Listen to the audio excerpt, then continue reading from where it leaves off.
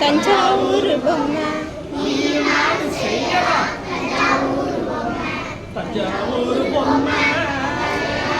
அடுத்து 1 யோவான் 5:12 சொல்வது போல 1 யோவான் 5:12 சொல்வது போல இயேசுவில் இல்லை என்றால் நீயும் பொம்மைதான், இயேசுவில் உண்டு என்றால் நீயும் உண்மைதான். தஞ்சாவூர் பொம்மை பொம்மை தஞ்சாவூர் பொம்மை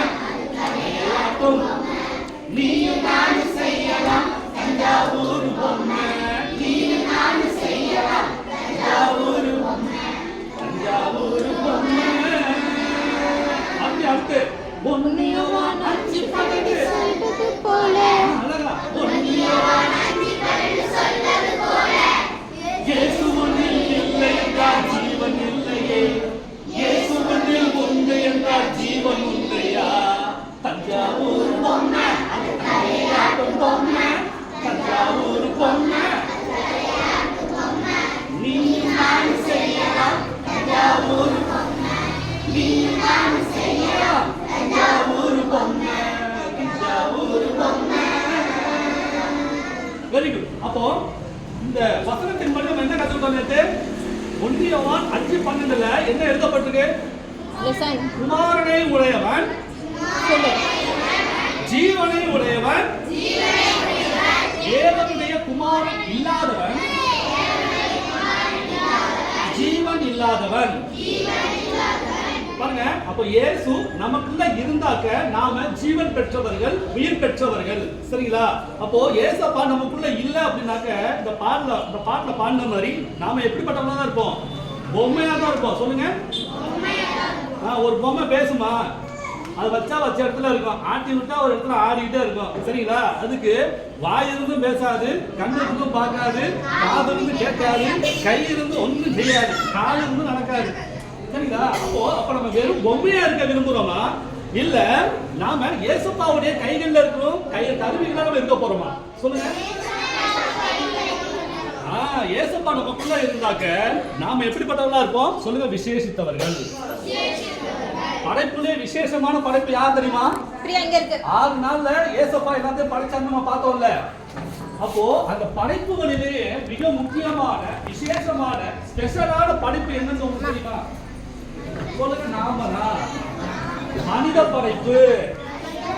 நான் தான் விசேஷமானவன். எதுக்கு எல்லாத்தையும் படைச்சிட்டு இயேசுப்பா கடைசியா யாரை உண்டாக்குனாரு? சொல்லுங்க. மனுஷனை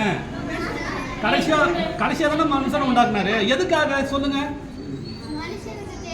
மனுஷனுக்கு தேவையான அத்தனையும் அவர் முன்கிட்ட என்ன பண்ணாரு? படைச்சிட்டு தான் நம்மளை கடைசியா படைக்கிறாரு. சரிங்களா? எதுக்காக? படைப்புகளை எல்லாம், அவர் படைச்ச படைப்புகளை எல்லாம் நாம என்ன பண்ணணும்? சொல்லுங்க. ஆட்சி செய்வதற்காக. சொல்லுங்க. ஆளுகை செய்வதற்காக. பாருங்க, நாம இயற்கையை ஆளுகை செய்யலாம். சொல்லுங்க. இயற்கையை ஆளுகை செய்யலாம், காட்டு விலங்குகளை ஆளுகை செய்யலாம், அப்புறம் காட்டு மரங்கள், இயற்கையில என்னென்னலாம் இருக்கு, பறவைகள்லாம் இருக்கா, சமுத்திரத்தில் உள்ள மீன்கள் எல்லாமே இருக்கா. நம்ம எல்லாவற்றையும் ஆளுகை செய்வதற்காக சொல்லுங்க நாம் படைக்கப்பட்டோம். சொல்லுங்க. நான் ஆளுகை செய்வேன். இயேசப்பா படைத்த படைப்புகளை எல்லாம் நான் ஆளுகை செய்வேன். ஒண்ணு தெரிஞ்சீங்க, நாம படைப்புகளை கடவுளா வணங்கவே கூடாது. இயேசப்பா நமக்காக தானே உண்டாக்குனாரு, எல்லாத்தையும் நமக்காக தான் உண்டாக்குனாரு.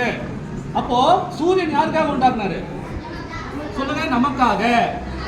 சந்திரனை யாருக்காக உண்டாக்குனாரு? நட்சத்திரங்களை யாருக்காக உண்டாக்குனாங்க? விலங்குகள் எல்லாம் யாருக்காக உண்டாக்குனாங்க? அப்போ சூரியனை என்ன பண்ணக்கூடாது? நாம சொல்லுங்க. கும்பிடக்கூடாது. நிலாவை கூடாது, நட்சத்திரங்களை கும்பிடக்கூடாது. அடுத்து காட்டு விலங்குகளை, எத்தனை காட்டு விலங்குகள் இருக்கு, அதெல்லாம் சாமி சாமின்னு கும்பிடுறவங்க நிறைய பேர் இருக்காங்க. ஆனா இயேசுப்பாடைய படைப்பை நாம என்ன பண்ணக்கூடாது? கும்பிடவே கூடாது. நாம யாரெல்லாம் கும்பிடணும்? சொல்லுங்க, சூரியனை படைத்தவரை நான் கும்பிட வேண்டும். நிலாவை படைத்தவரை, நட்சத்திரங்களை படைத்தவரை நாம் கும்பிட வேண்டும். அடுத்து காட்டு விலங்குகளை கும்பிடலாமா?